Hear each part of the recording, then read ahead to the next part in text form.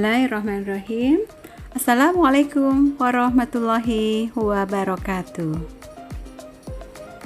Pada kesempatan kali ini kita akan mempelajari mengenai bond setting dan evaluation.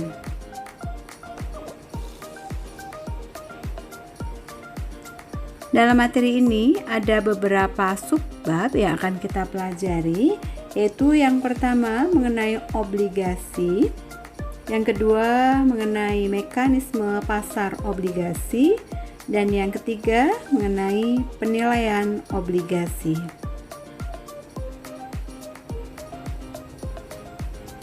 Definisi dari obligasi, menurut Rianto, beliau mengatakan bahwa obligasi itu merupakan sebuah pengakuan terkait hutang yang dikeluarkan sebuah perusahaan atau suatu lembaga lain yang memuat nilai pada nominal hutang dan juga kesanggupan akan membayar bunga dengan sistem periodik pada tingkat persentase tertentu. Menurut Triandaru, beliau mendefinisikan bahwa obligasi ini merupakan sebuah surat atau sebuah sertifikat berharga yang merupakan kontrak antara pihak yang memberikan pinjaman dengan pihak penerima pinjaman. Sedangkan menurut Houston dan Brigham, ini obligasi atau bond merupakan suatu kontrak jangka panjang antara pihak yang meminjamkan sejumlah dana atau pemegang obligasi dengan peminjam yang setuju untuk membayarkan bunga dan pokok pinjaman pada tanggal tertentu. Perusahaan menerbitkan obligasi biasanya dikarenakan oleh adanya kebutuhan dana dalam jumlah yang besar, dan perusahaan tersebut tidak dapat memenuhi kebutuhan dana tersebut, baik akumulasi dari jumlah laba ditahan maupun dengan utang bank. Biasanya masa jatuh tempo obligasi berjangka waktu 5 sampai 20 tahun. Nah, ini menyebabkan obligasi masuk pada kategori utang jangka panjang.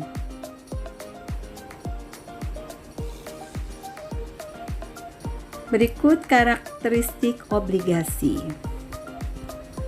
Beberapa jenis obligasi memiliki jaminan aset tertentu yang dapat diserahkan kepada pemegang atau pemilik obligasi apabila perusahaan gagal membayar utangnya. Walaupun begitu, banyak obligasi lain yang tidak memiliki jaminan. Maka dari itu diperlukan pemahaman terkait karakteristik obligasi. Berikut karakteristik obligasi. Yang pertama yaitu nilai pari atau par value. Nilai pari merupakan cerminan dari jumlah uang pinjaman oleh sebuah perusahaan yang perlu dibayarkan kembali pada saat jatuh tempo. Yang kedua, ketentuan penebusan atau call provision.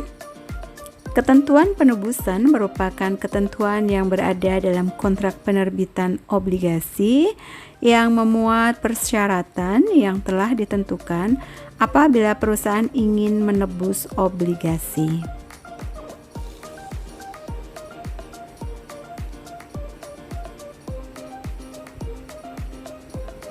Karakteristik obligasi yang ketiga yaitu tingkat bunga kupon atau coupon interest rate. Tingkat bunga kupon ini merupakan hasil dari pembayaran kupon tahunan yang dibagi nilai parinya. Pembayaran kupon atau coupon payment ini merupakan jumlah bunga yang harus dibayarkan setiap tahunnya yang ditentukan pada saat penerbitan obligasi dan masa berlaku sepanjang umur obligasi tersebut. Ada beberapa jenis tingkat bunga kupon, yaitu yang pertama obligasi dengan tingkat bunga tetap atau fixed rate bond. Ini merupakan obligasi yang tingkat bunganya memiliki besaran yang sama selama umur obligasi berlaku. Yang kedua, obligasi dengan nilai tingkat bunga mengambang atau floating rate bond. Ini merupakan obligasi dengan bunga yang mengalami fluktuasi sesuai dengan adanya perubahan tingkat bunga tahunan yang dinyatakan pada suatu obligasi. Yang ketiga, obligasi tanpa bunga atau zero coupon bond merupakan obligasi tanpa nilai tingkat bunga yang dinyatakan pada suatu obligasi. Dan yang keempat, obligasi diskon emisi awal atau original issue discount bond. Ini merupakan obligasi yang sejak awal ditawarkan pada harga yang berada di bawah nilai parinya.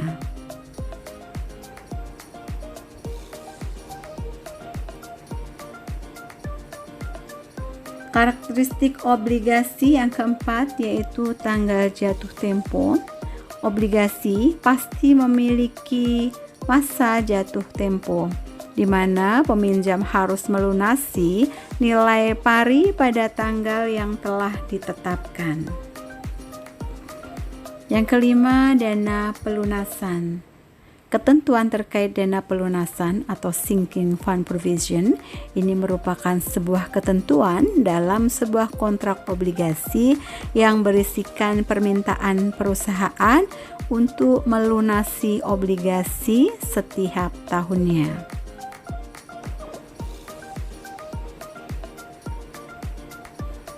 Berikutnya, karakteristik obligasi. Ini ada fitur lain dalam obligasi. Yang pertama, obligasi konversi atau convertible bond adalah jenis obligasi yang memiliki opsi untuk dapat ditukar dengan saham perusahaan yang bersangkutan. Yang kedua, warrant merupakan pilihan jangka panjang untuk melakukan pembelian saham biasa pada jumlah tertentu pada tingkat harga yang telah ditentukan. Yang ketiga, portable bond. Ini merupakan obligasi yang memiliki ketentuan yang memungkinkan pihak investor untuk melakukan penjualan kembali obligasi yang dimiliki sebelum tanggal jatuh temponya dengan harga yang sebelumnya sudah ditentukan. Berikutnya, obligasi pendapatan atau income bond merupakan jenis obligasi di mana perusahaan hanya melakukan pembayaran bunga saat perusahaan miliki laba untuk membayarnya. Dan yang terakhir, obligasi terindeks atau daya beli, index purchasing power bond. Ini merupakan obligasi dengan pembayaran bunganya berdasarkan indeks yang telah ditetapkan sehingga dapat melindungi pemegang surat obligasi pada saat terjadi inflasi.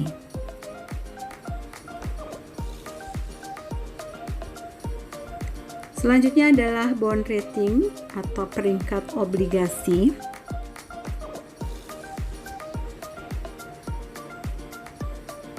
Peringkat obligasi adalah tingkatan hasil dari pengukuran kualitas dan keamanan terkait sebuah obligasi yang didasari pada kondisi keuangan sebuah perusahaan.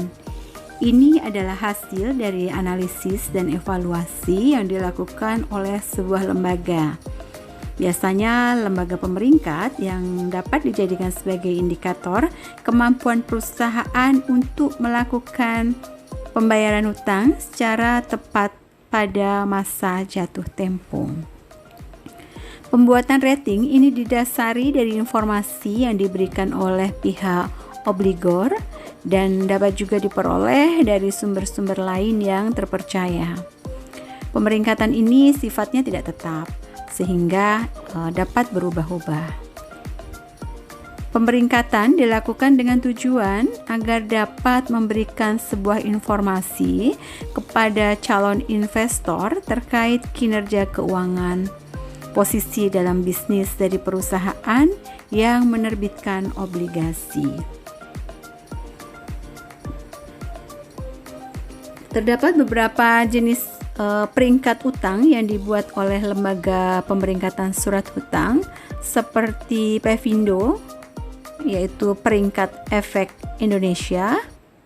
Nah, dalam tabel ini terlihat beberapa peringkat dari obligasi. Yang pertama, AAA. Ini adalah peringkat yang paling tinggi di mana perusahaan memiliki kemampuan yang superior dalam pemenuhan atau pembayaran. Kemudian AA, ini adalah peringkat di mana perusahaan mempunyai kemampuan yang sangat kuat dalam pemenuhan atau pembayaran. Berikutnya A adalah peringkat di mana perusahaan mempunyai kemampuan yang kuat dalam pemenuhan pembayaran. Berikutnya di bawahnya ada triple B. Ini adalah peringkat di mana perusahaan mempunyai kemampuan yang cukup dalam pemenuhan atau pembayaran. Di bawahnya double B. Ini peringkat di mana perusahaan mempunyai kemampuan yang agak lemah dalam pemenuhan pembayaran.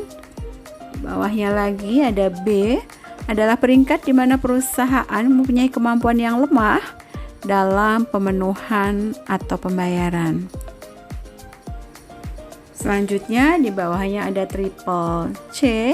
Ini adalah peringkat di mana perusahaan punya kemampuan yang rentan untuk tidak memenuhi dalam pemenuhan dan pembayaran. Dan yang terakhir, peringkat D, ini adalah peringkat di mana perusahaan memiliki kemampuan atau tidak memiliki kemampuan dalam pemenuhan atau pembayaran.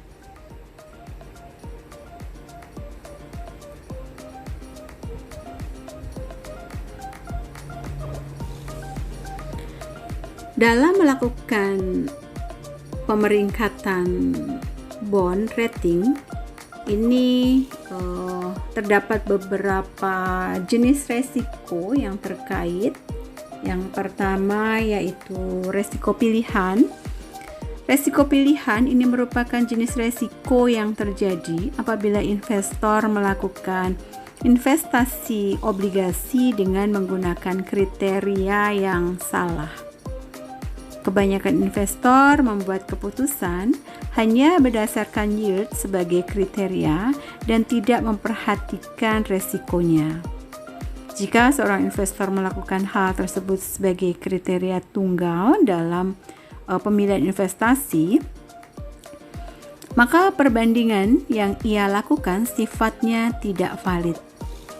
Kesalahan dalam membuat atau menentukan pilihan ini akan menyebabkan hilangnya kesempatan investor untuk mendapatkan yield yang lebih tinggi dengan resiko yang masih dapat dikelola atau dikatakan masih wajar. Yang kedua yaitu resiko pasar atau resiko tingkat bunga. Misalnya harga dari surat obligasi mengalami pergerakan berlawanan arah dan ada perubahan dalam tingkat bunga di pasar. Hal ini menyebabkan pihak investor yang memiliki keinginan untuk melakukan investasi akan kehilangan kesempatannya untuk mendapatkan nilai bunga yang tinggi. Apabila investor tidak memiliki obligasi saat bunga mengalami kenaikan pada saat jatuh tempo, maka ini merupakan bentuk dari capital loss di mana harga obligasi menjadi turun. Nah, fenomena inilah yang disebut dengan resiko pasar atau resiko tingkat bunga. Yang ketiga yaitu resiko default. Resiko default ini merupakan resiko yang dapat berbentuk pembatalan atau penundaan dari perusahaan dalam membayar bunga. Pada kasus yang lebih berat atau parah adalah apabila perusahaan tidak memiliki kemampuan untuk melakukan pembayaran obligasi pada saat jatuh tempo. Resiko keempat yaitu resiko likuiditas. Resiko likuiditas ini berkaitan dengan adanya kemudahan dari pihak investor dalam melakukan penjualan obligasi yang dimilikinya pada atau mendekati harga wajar. Alat pengukuran yang biasa digunakan biasanya besarnya spread atau bid price dengan over price yang sudah ditetapkan. Jadi makin tinggi nilai spread atau maka ini akan semakin tinggi pula resiko likuiditasnya. Yang kelima, resiko diversifikasi. Diversifikasi ini harus diatur secara cermat dan juga direncanakan agar nantinya portofolio investor ini tidak dipenuhi dengan kumpulan investasi yang merugikan. Resiko diversifikasi merupakan resiko yang muncul akibat potensi pendapatan dan pertumbuhan portofolio yang memburuk karena tidak melakukan diversifikasi, baik pada saat melakukan pembelian maupun melakukan penjualan investasinya. Yang keenam, resiko obligasi dilunasi sebelum jatuh tempo. Beberapa jenis obligasi yang diterbitkan sebuah perusahaan dapat memuat syarat terkait hak untuk melakukan pelunasan sebelum jatuh tempo. Hal ini dilakukan sebagai antisipasi apabila jatuhnya tingkat bunga pasar hingga nilainya di bawah kupon rate. Nah, tindakan ini tentunya akan merugikan investor. Resiko yang ketujuh yaitu risiko event. Kemampuan sebuah perusahaan dalam mengeluarkan obligasi untuk membayar bunga dapat berubah karena adanya bencana alam maupun adanya kecelakaan dalam industri seperti misalnya terjadi kebakaran. Selain itu, adanya takeover atau restrukturisasi yang dapat mengakibatkan rating dari perusahaan akan mengalami penurunan.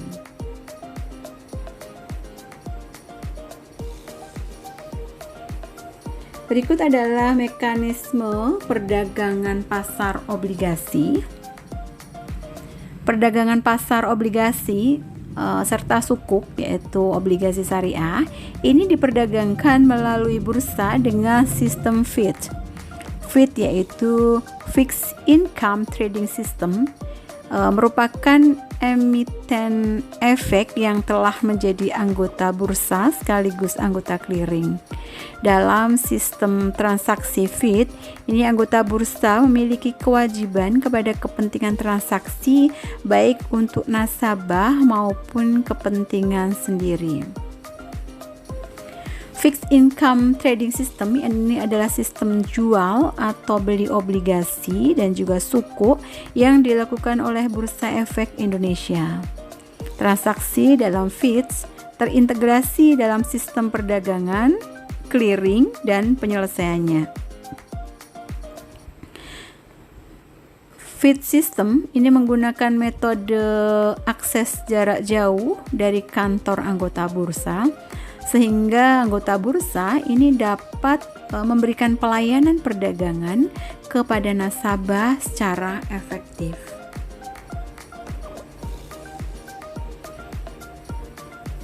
Berikut adalah jenis pasar di bursa. Ada dua jenis pasar di bursa. Yang pertama yaitu pasar reguler outright. Pasar ini memiliki mekanisme yang berkesinambungan secara anonim dan terus-menerus dengan metode membentuk biaya yang diambil atas prioritas biaya dan waktu.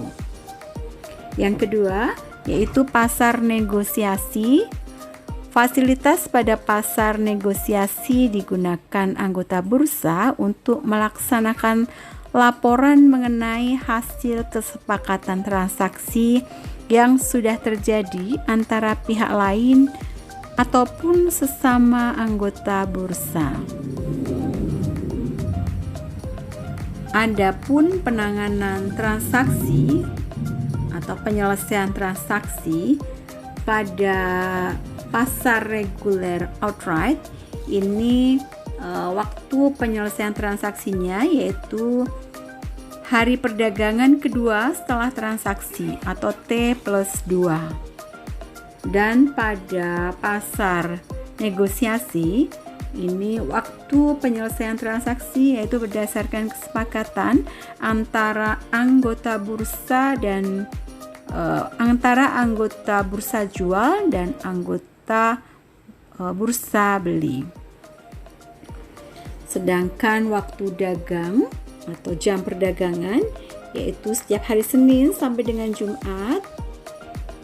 Sesi pertama pukul 9 sampai 11.30 waktu fix, dan sesi kedua pukul 13.30 sampai dengan pukul 15.00 waktu fix.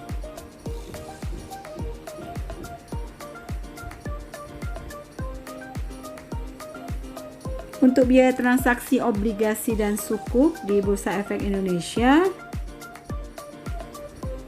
biaya transaksi clearing dan penyelesaian untuk nominal lebih kecil dari 500 juta, ini dana jaminannya 20.000, di pasar negosiasi 35.000. Untuk nilai nominal yang lebih besar dari 500 juta sampai dengan 10 M, ini dana jaminannya 0,005% dan pasar negosiasi 0,0075%.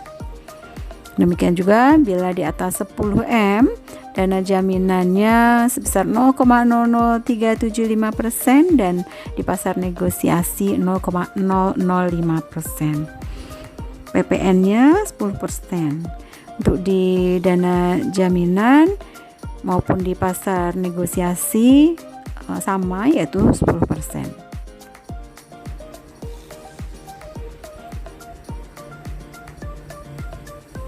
Selanjutnya yaitu bond yield.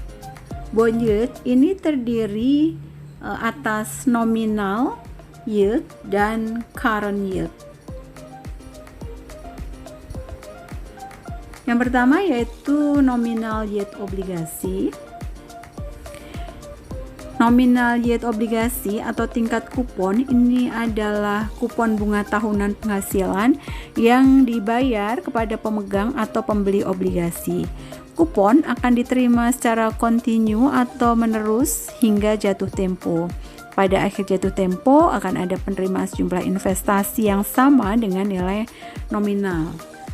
Rumus dari nominal yield yaitu penghasilan bunga tahunan dibagi dengan nilai nominal. Berikut adalah contoh soal. Diketahui seorang investor membeli obligasi yang mempunyai tingkat bunga kupon 10% dengan nilai nominal 1 juta. Berapakah nilai nominal yield obligasi tersebut? Berikut adalah rumusnya. CT sama dengan K kali N, di mana CT adalah penghasilan bunga tahunan atau bunga kupon, itu sama dengan tingkat kupon persen yaitu K,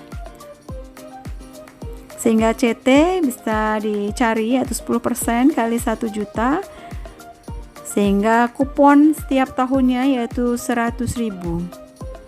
Ditanyakan berapa nominal yield-nya, kita bisa mencarinya yaitu CT dibagi dengan N, di mana kuponnya yaitu 100.000 dibagi dengan nilai nominalnya 1 juta, sehingga yield nominal obligasi sebesar 0,1 atau 10%. Berikutnya bond yield yang kedua adalah current yield obligasi. Yield ini merupakan laba atau imbal hasil dari proses investasi sukuk ataupun obligasi. Current yield ini merupakan keuntungan yang didapat selama 1 tahun dengan perhitungan yaitu tingkat kupon tahunan penghasilan dibagi dengan harga pada pasar obligasi.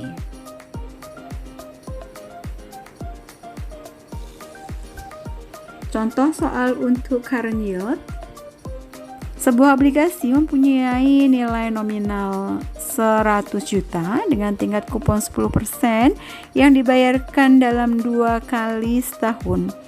Seorang investor membelinya pada harga 90 juta, ini artinya 90% dari harga nominal. Berapa current yield obligasi tersebut? Nah, kita bisa mencarinya dengan rumus NO, yaitu harga pasar obligasi sama dengan 90% kali 100 juta, ya, sama dengan 90%. Sehingga kita bisa mencari current yield dari obligasi ini, yaitu 10% kali 100, kemudian dibagi 90% kali 100, sehingga current yield obligasi yaitu sebesar 11,11%. Selanjutnya kita ke bond valuation. Bond valuation atau yang dapat diartikan penilaian obligasi, ini adalah cara untuk dapat menetapkan sebuah nilai wajar teoritis atau yang biasa disebut dengan nilai par dari suatu obligasi tertentu. Penilaian obligasi ini juga menyertakan beberapa penghitungan nilai sekarang, mulai dari pembayaran kupon obligasi yang diharapkan untuk di masa mendatang, atau arus kas dan nilai obligasi saat masa tenggat waktu atau nominalnya. Ini beberapa karakteristik dari penilaian obligasi. Yang pertama, tingkat kupon. Tingkat kupon atau tingkat bunga, ini biasa disebut juga tadi tingkat kupon, adalah suatu yang harus dibayarkan kepada setiap pemegang obligasi dalam setiap 6 bulan atau tahunan, ya. Dan tingkat bunga ini juga merupakan pengembalian tetap yang harus diberikan kepada investor hingga tingkat waktu yang sudah disepakati. Yang kedua yaitu tanggal jatuh tempo. Dalam obligasi ini tentunya memiliki jatuh tempo atau masa tenggat waktu mulai dari jangka pendek ataupun jangka panjang. Nah, jika obligasinya sudah jatuh tempo, maka penerbit obligasi tersebut harus membayar nilai nominal kepada pihak investor. Kemudian harga saat ini. Nilai obligasi yang ditawarkan akan terus berpengaruh kepada tingkat suku bunga sekarang. Sehingga para investor ini bisa membeli obligasi dengan harga par, harga di bawah par ataupun harga di atas par.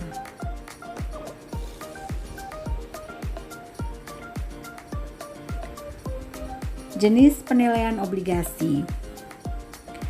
Dalam penilaian obligasi ini terdapat 2 jenis penilaian, yaitu yang pertama obligasi dengan tingkat suku bunga tetap atau fixed rate.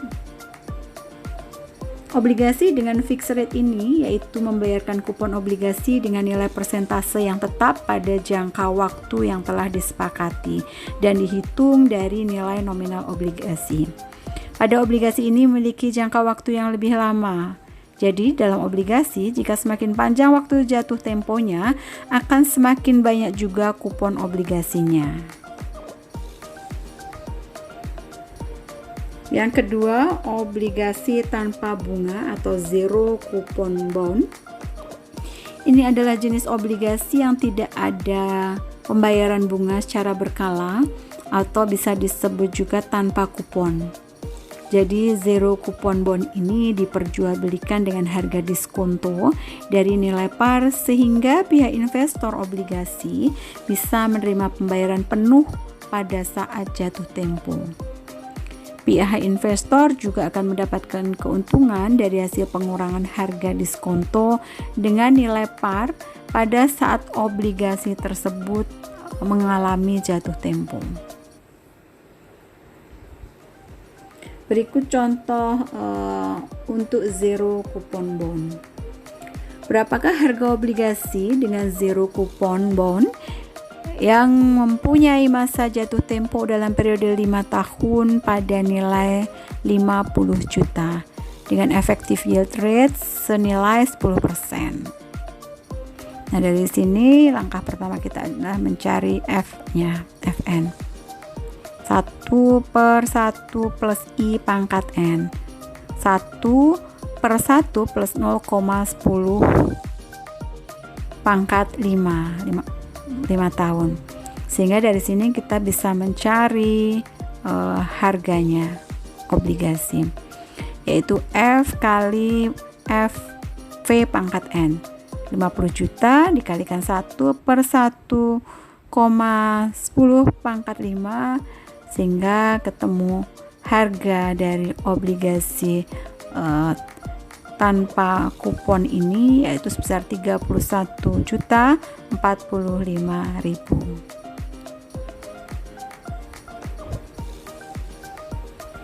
Selanjutnya, duration measurement. Dalam obligasi, agar kita bisa mendapatkan tingkat perubahan harga terhadap perubahan suku bunga, maka diperlukan alat ukur. Antara lain, yang pertama yaitu tabel price value of basis point, PV BP ini digunakan untuk dapat mengukur suatu persentase perubahan pada harga jika yield yang diinginkan ini berubah. Dan PV BP ini mengartikan bahwa tingkat perubahan harga dalam uang dolar ini dinyatakan sebagai nilai mutlak suatu perubahan harga. Kemudian menggunakan durasi. Durasi adalah jumlah hasil rata-rata dari waktu kepada jumlah semua arus kas obligasi. Konsep durasi ini dikembangkan guna menggabungkan masa tenggat dan kupon yang nantinya bisa dipakai menjadi alat ukur sensitivitas harga obligasi yang lebih tepat dibandingkan dengan masa jatuh temponya. Jenis-jenis durasi ini dibagi menjadi dua. Yang pertama durasi Macaulay. Durasi Macaulay ini adalah suatu jumlah rata-rata tahunan dari semua arus kas yang diterima oleh para investor obligasi. Mulai itu dari arus kas yang berwujud kupon maupun arus kas pelunasan nilai pokok obligasi. Berikut rumusnya. Durasi Macaulay diberikan notasi D. Ini merupakan sigma dari nilai sekarang aliran kas pada periode T yang didiskontokan pada tingkat year to maturity, PVCF, present value cash flow. Dibagi dengan P, yaitu harga obligasi dikalikan dengan T, yaitu periode aliran kas diharapkan akan diterima. Yang kedua yaitu durasi termodifikasi, diberikan notasi D bintang. Durasi termodifikasi ini adalah durasi yang disesuaikan dengan versi durasi Macaulay yang dapat membuat perubahan yield menjadi jatuh tempo. Berikut rumusannya. D bintang sama dengan D bagi 1 plus R. R-nya ini merupakan year to maturity dari obligasi.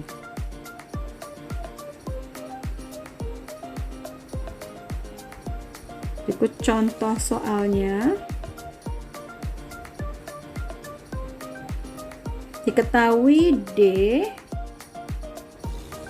3.800, YTM-nya 12%. Ditanyakan durasi modifikasinya, durasi bintangnya. Ini rumusannya. D bintang sama dengan D bagi 1 plus R, sehingga kita tinggal masukkan ke rumusnya saja. D bintang sama dengan 3.800 dibagi 1 plus 0,12, sehingga ketemu 3.392,86.